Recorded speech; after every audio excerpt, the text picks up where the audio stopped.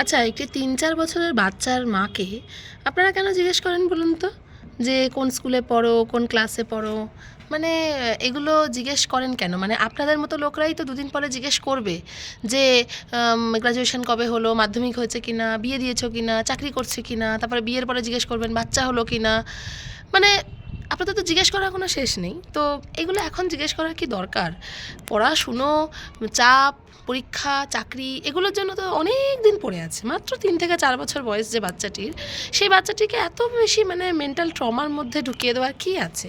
হ্যাঁ, মানে আপনি ঢুকিয়ে দিয়েছেন আপনার সন্তানকে, ব্যাস that's okay, but that doesn't mean কি every parents will think like that.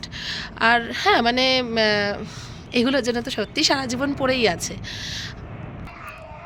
মানে এগুলো নিশ্চয়ই আপনি বাচ্চাটিকে কেয়ার করেন বলে জিজ্ঞেস করেন না। এগুলো জিজ্ঞেস করেন আপনি সেই মা বা বাবাটিকে জাজ করেন যে আপনার মানে সংজ্ঞা মতো তারা আদৌ কনসার্নড প্যারেন্টস কিনা। মানে যে প্যারেন্টস ১.৫ বছর বয়সে বাচ্চাটাকে একটা লাখ টাকার দামের স্কুলে একটা ভর্তি করিয়ে দিয়েছে, মানে যেটার অ্যানুয়াল ফিজ মোটামুটি লাখ টাকা, এরকম একটা স্কুলে যদি ভর্তি করিয়ে দেয় মানে মোটামুটি ১.৫ থেকে ২ বছরের মধ্যে, তার বেশি হলে তো বিশাল মহাপাপ হয়ে যাবে। তো মানে স্কুলে ভর্তি হওয়ার একটা লাস্ট মানে মানে একটা সময়সীমা আছে, যেটা হচ্ছে ১.৫ থেকে ২ বছর।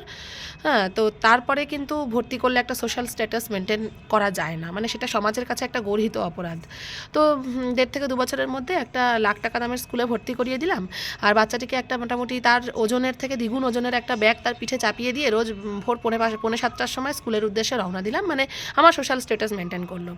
কিন্তু এটাতে আপনি একটা আপনার মেন্টাল হেলথটাকে ভালো রাখছেন, আপনি সমাজের কাছে নিজের স্ট্যাটাসটাকে ভালো রাখছেন, কিন্তু আপনার বাচ্চা ৩ থেকে ৪ বছরের বাচ্চা, যারা একটু খেলার টাইম ছিল, যার এখন সময় হচ্ছে পরিবেশটাকে এক্সপ্লোর করা, পৃথিবীটাকে এক্সপ্লোর করা, মানে আশপাশে সত্যি যে কাইটটাকে সে বইতে দেখছে, কে ইজ ফর কাইট, সেই কাইটটাকে আকাশে উঠতে দেখা, যে এফ ইজ ফর ফিশ, সেই ফিশটাকে সে পড়ছে, তাই সেই ফিশটা কোথায় থাকে? Fish is an water animal, fish is a water animal.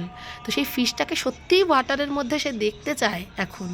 Crocodile, what is crocodile and what is alligator, what is zebra? হ্যাঁ, let her or him explore the environment. আপনি যেটা বইতে শেখাচ্ছেন থিওরিটিক্যালি, সেটা থিওরিটিক্যালি শেখার জন্য তো বয়স পড়ে আছে, কিন্তু সেটাকে প্র্যাকটিক্যালি শেখানোর জন্য তাকে তৈরি করুন আগে, যে সে প্র্যাকটিক্যালি জিনিসটাকে অবজার্ভ করুক, গ্র্যাব করুক, সে মাটি ঘাঁটুক, মাটির গন্ধ শুকুক, কাদা মাখুক, হ্যাঁ, খালি পায়ে মেঝেতে হাঁটুক। সব কিছুর আগে ৪ দেওয়ালের মধ্যে বন্দি করে ফেলাটা মনে হয় ঠিক নয়। তবে হ্যাঁ, মানে বললাম না যে ওই হাতের ৫টা আঙুল যদি সমান না হয়, তো ৫টা মনও তেমন সমান নয়। তো আপনার সংজ্ঞা মতো যদি এটা একটা বাচ্চাকে তার মানে স্ট্যান্ডার্ড পরিমাপক একটা প্যারামিটার হয়, তো সেটা সব প্যারেন্টসদের জন্য নিশ্চয়ই নয়। তাই বাচ্চাকে কখনোই যদি আপনি সত্যিই টেক কেয়ার করেন, তাহলে এটা জিজ্ঞেস করবেন না যে সে কোন ক্লাসে পড়ে, কারণ এটা তার খেলার বয়স। যেমন আমরা তার মানে পড়ার বয়সে যেমন খেলাটা ঢুকিয়ে দেবো না, মানে চাইবো না যে সে পড়ার টাইমটাকে ওয়েস্ট করে খেলুক, তেমন এমনটাও চাইবো না যে খেলার টাইমটাকে ওয়েস্ট করে এখন সে পড়ুক।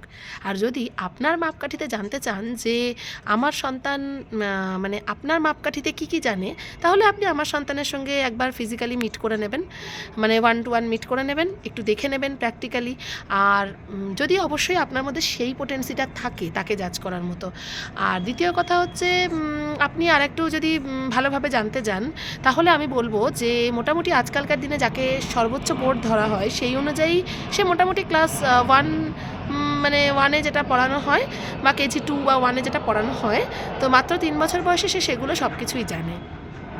তো আশা করব ভবিষ্যতে একটা বাচ্চাকে যদি সত্যিই টেক কেয়ার করতে চান আপনি মন থেকে, তাকে আপনি জিজ্ঞেস করবেন সে ঠিকমতো খেলাধুলো করছে কিনা, তার বুদ্ধিমত্তা ঠিকমতো প্রকাশ পাচ্ছে কিনা, সে ঠিকমতো ঘুমাচ্ছে কিনা, সে কি কি জানে, চারপাশের কি কি মানে জিনিসপত্রগুলোকে সে জানে, সেগুলো জাজ করতে পারেন। কিন্তু ক্লাসের বিচারে কাউকে জাজ করবেন না, কারণ সত্যিকারের যে ক্লাস 2-এ পড়া বাচ্চাটি লাখো টাকা দামের স্কুলে পড়ে, তো তা সে যে কতটা কি পারে সেটা কিন্তু মানে মোটামুটি অ্যাজ এ টিচার আমি ভালোভাবেই জানি।